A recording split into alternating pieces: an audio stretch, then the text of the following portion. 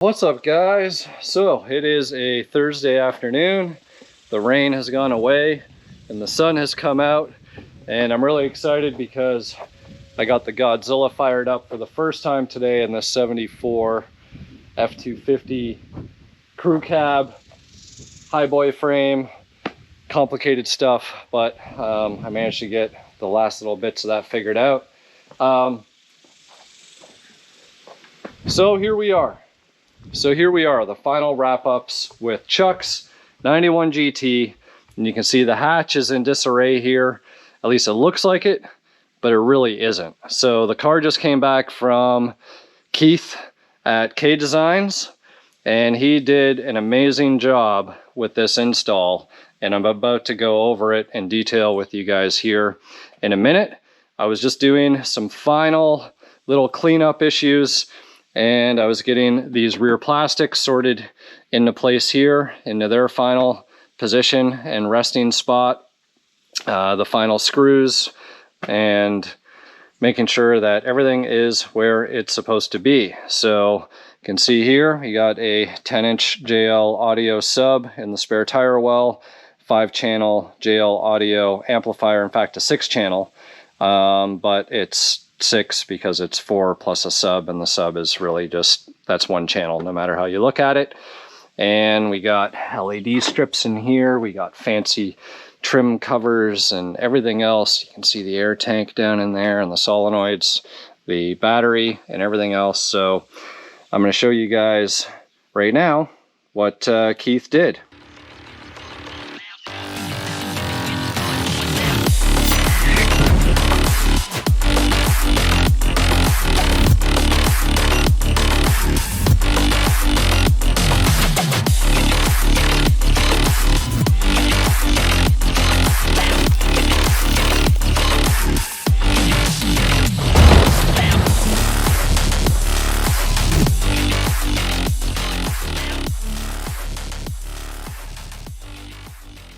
So as you can see, the car is here. The Burberry blanket, the famous one for the nice cars, is out so that we don't scratch or make any marks on nice paint.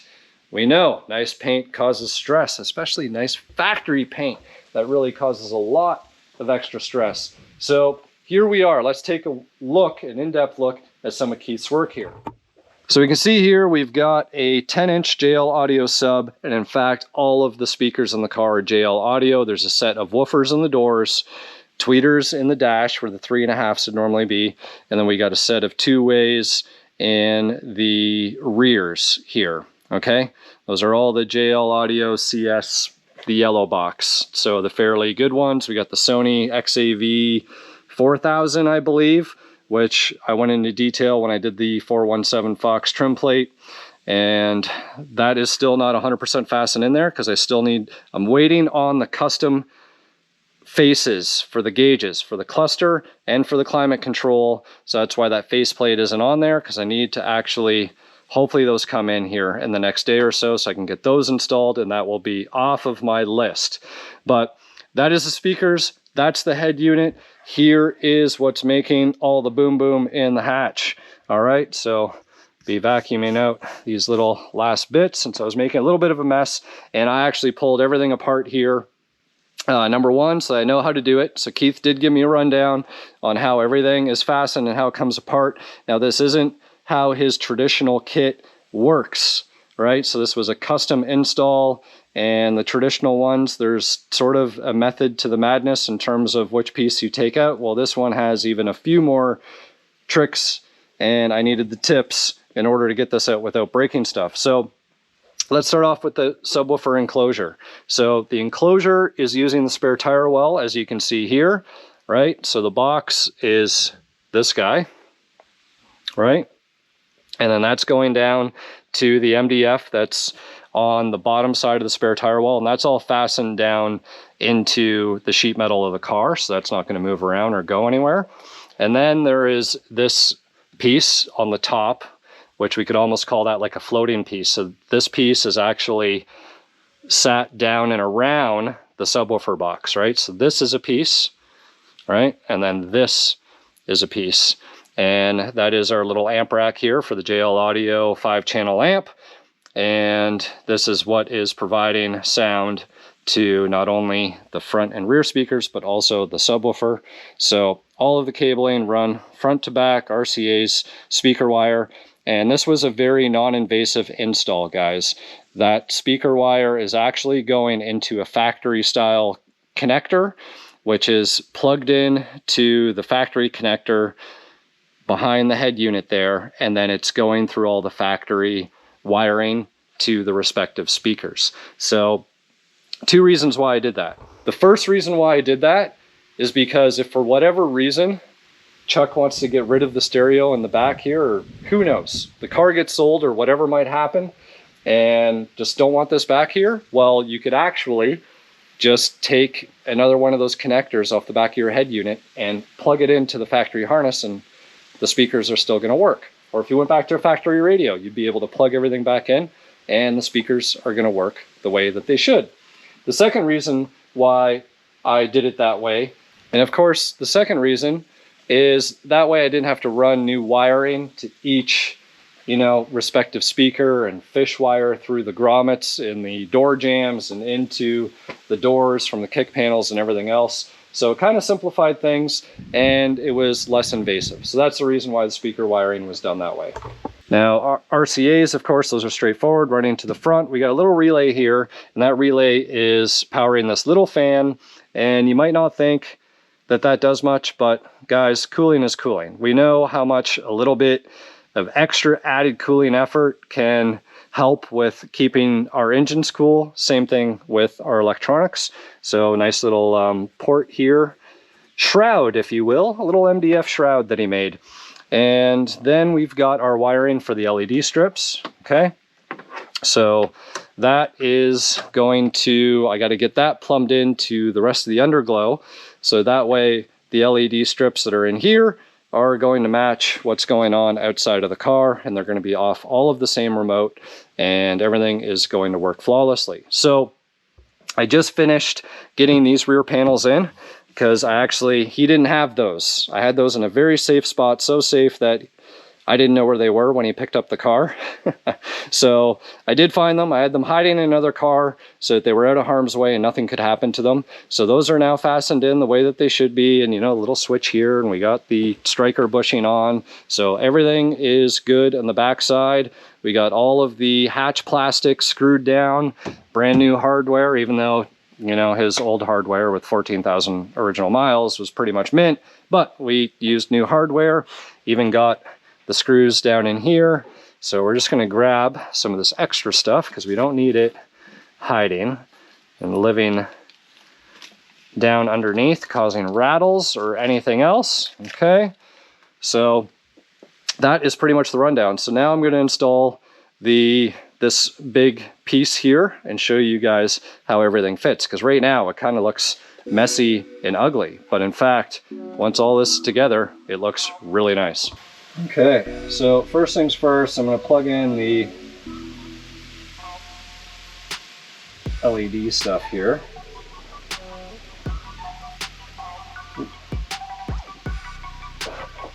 Slide right on there. Check all our wiring and details.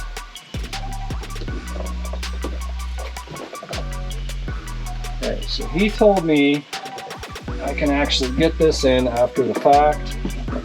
So let's see if that is the case. So there was little, I think those are just supports. Okay.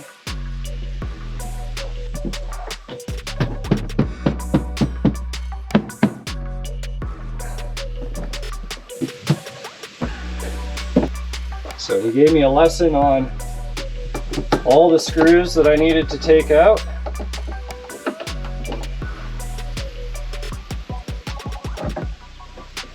So Chuck, hopefully you're watching in case you ever need to take your hatch apart here. Oh, sorry, it's supposed to be a long one.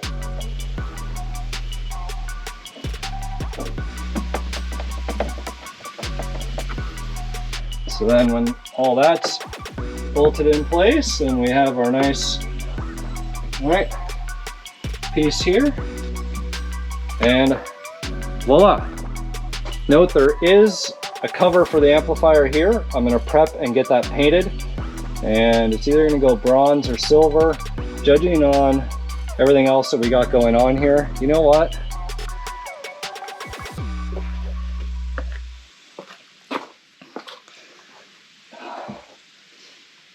Because that's silver and that's silver, I don't think I'm gonna paint this, Chuck.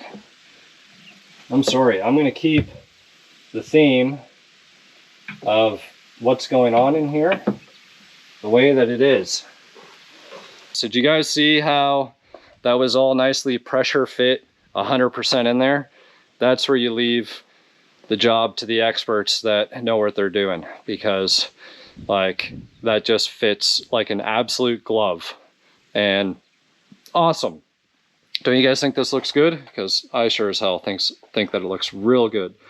All right, so moving on to over there. Now, I actually still need to fasten down the solenoids, and I need to check all of those fittings to make sure we don't have leaks at any of the air lines and clean things up a little bit.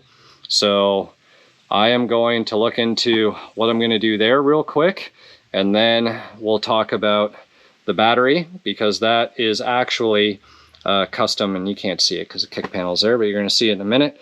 So that's a custom thing that Keith does.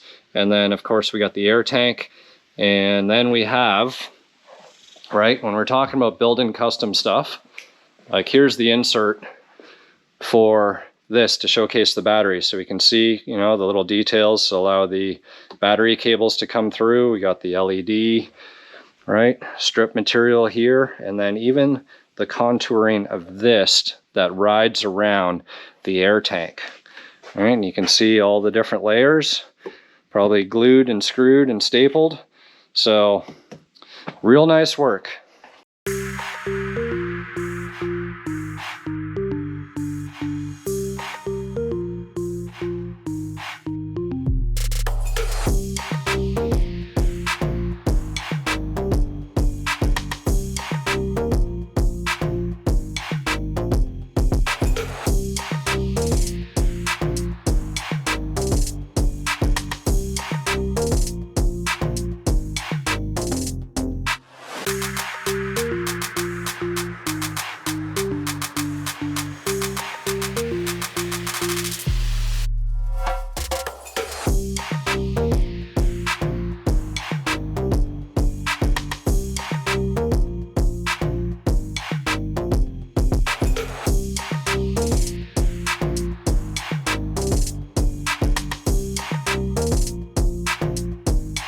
Whew. All right, guys, fast forward a couple days because I had the weekend involved, and although I got a little bit of work done on getting John's car back together and the trim and everything else, Chuck's car, it was harder because there was some more in-depth stuff, and I know it just sounded like, oh, just bolt down the solenoids and clean up a few things in the hatch. Guys, I'm like probably a solid 10 more hours just in terms of final cleanup. I wired up a wideband gauge so that way some vitals could be monitored, and everything's not totally done yet, but the gauge is actually mounted in the glove box right here. I still need to clean up some of the wiring because we have plugins for the gauge, we have plugins for the stereo, we have the controls for the ride tech, but the gauge sitting right there is actually pretty trick, and I just used one of the mounting screws for the glove box, and it's nice and secure. And see, solenoids are down. I got a nice piece of stainless plate and then secured the solenoids to that, so that's good. Cleaned up some of the air lines and the wiring, and cleaned the tank so I can put some graphic and whatnot on it. And LED wiring, so I had to wire up the LED strips that Keith installed there. So between that, the wideband, did final adjustments on the clutch pedal, the gauges, right? Getting the silver face gauges in, and I didn't like,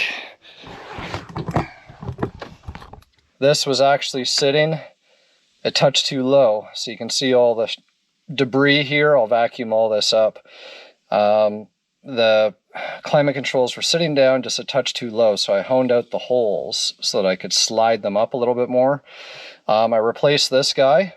The aftermarket one, it tore, and it's just such garbage. So I found a really, really nice clean factory one. Chuck, you're welcome.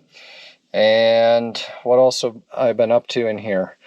Just finalizing some of the wiring, because of course I had to pull wires through for the wideband and do some of that LED stuff.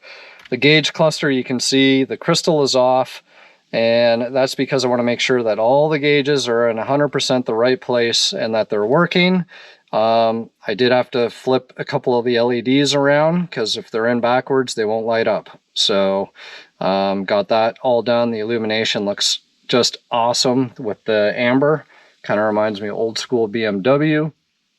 And yeah, it's like a pig pen in here. So a lot of cleanup, a lot of detail, and everything else needs to happen. But as promised, I'm going to show you guys how. And guys, it's hot as balls. Honestly, sorry Chuck, I've been sweating and sweating and sweating in your car. So I'm going to show you guys how that piece goes on right there. You can see this one. I don't know if I'd put this cover piece on here or not. You can see it's even cut out so it can still let sound through. And that this way, when you have this guy installed, right? If you got your lawn chairs, got your cooler, got whatever else that you're going to carry on your hatch, you're good to go. But let's get that piece in, and I'll show you guys how everything looks when it's done.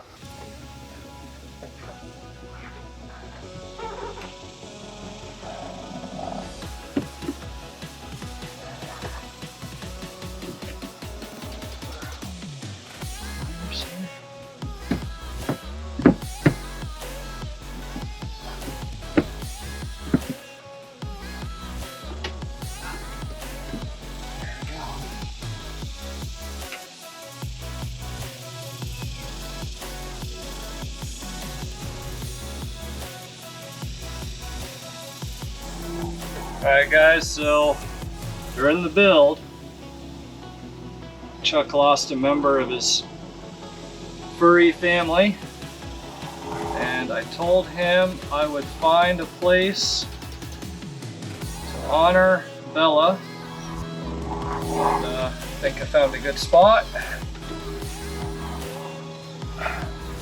What a long day, guys. So a lot of things are buttoned up in the car. And I was trying to do the right thing. I was trying to see if I could get the fiddle fart door strikers to work properly, because when I first tried them, I spent about half an hour on this low mile car, and it didn't want to latch properly. So I'm like, you know what? I'm gonna give it another go. And I got it to latch a little bit properly, but this door, it's just, the striker needs to go in more, and there's no more room in the body for that to go over unless I like hone that hole out, which I'm not interested in doing. And throughout the maneuvering and trying to move the striker over as much as I could, well, yeah, the damn piece on the back and the rear quarter that sits in that little housing fell off down into the back. And normally that wouldn't be that big of a deal. However, the rear plastics are bolted in. Not only are the rear plastics bolted in, well, the K-Design stuff is all here and in the way from being able to fold the plastic over the way that you normally would. So I got my test long in here. I can see it. I'm going to try and get a coat hanger and see if I can't fish it back up. But man, I'm telling you, when you try and do stuff right, sometimes it comes back to bite you in the ass. I should have just left it alone because it was working. Anyways, not much else to report other than lots of nitty-gritty stuff. Car's driving good. The wideband and / boost gauge made 5 pounds of boost. Wasn't really on it. Just wanted to make sure that it does make boost, and it does. Cooling. I think one of my relays ate shit because the fuses are good. So the low fan 1 says it's on, but it's not on, and I think it's the relay. So I'm gonna mess with that tomorrow I'm gonna go fish, and hopefully, fingers crossed, I can wrap everything up. UPS came today, dropped off these brand new mufflers from FP Performance. So the car will be going in 2 days to get those put on. And the car will be quieted down some, but I'm sure it's going to sound good. So excited to see what those do. And other than that, I'm pissed. So I'm going to try and fish this out. Hopefully I can get the last few things buttoned up, do kind of like a last little wrap up, and then, you know, we'll be in the final reveal time because this car is getting picked up in like less than a week. So I don't have any time left for stupid stuff like what just happened. All right, guys, next morning, and I didn't let this defeat me.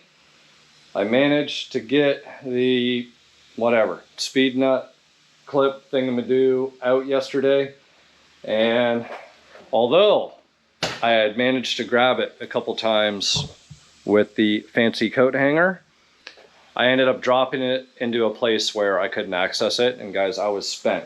Now with that said, I did manage to get in there. I didn't think I would be able to. Took the seatbelt off, took out the screw, the coat hook, the screw, and then thankfully this version of Keith's rear seat delete, this front panel is velcroed. I managed to pop this forward, and because this gave me some access but not enough to get my hand down in there. It gave me access to actually get to here, and you can see I managed to get this side on after a little bit of massaging.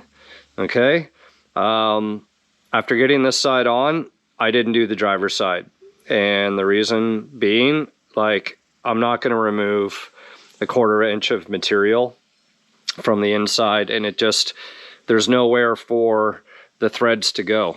And I don't know, maybe Fiddlefart or Thomas can reach out to me and let me know. I just, for a car with low miles, it's never been hit and everything else, I just feel like it shouldn't have been that difficult to try and install door strikers. I did manage to get this piece out, and I got my hand in from the back underside there. I got the clip, got it in, and that is the end of it. Everything buttoned back up, and we can see now, right? So we've got our trim piece back in here, right? We got our fancy decals. Obviously I need to wipe everything down, but again, guys, this is all, right, pressure fit. And that's it. You just gotta line up your wires, okay? And there is a cover, just like the back. And there's a t-shirt from Keith right there, right? So here's the back, covers everything up, and then you just push that down, and you can see that's not as dusty. A lot of dust right now, guys. There we go. Everything is concealed, safe, and ready for a final detail. You can see the inner fender is out. I had a bad relay, and the reason for the bad relay, I'm actually a little bit embarrassed about this.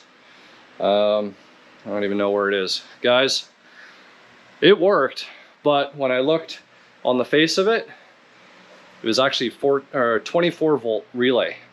And I have a feeling that it wanting to try and switch 24 volts, and I'm only switching 12. I feel like it did work for a little bit, but it didn't work very long. Sometimes, I don't know if it's because there's not enough voltage going through it. Maybe it just kind of did something to the insides. I'm not sure. Anyways, I did find the proper relay. So this is wire tuck life, right? Because when you have a wire tuck, you're taking out inner fenders and wheels and tires and everything else. So a little bit of pain in the ass, but it is what it is. So other than my receiver dryer setup for the AC to get that buttoned up and getting that final panel up underneath the dash there, because I did test the cluster, all the gauges, everything are working correctly. And I'll give you guys a little sneak peek here. You can actually see how bright these lights are even during the day. All right. So everything's looking good there. Of course, we got everything mounted in the glove box for the wideband, got our ride tech controls, all that stuff.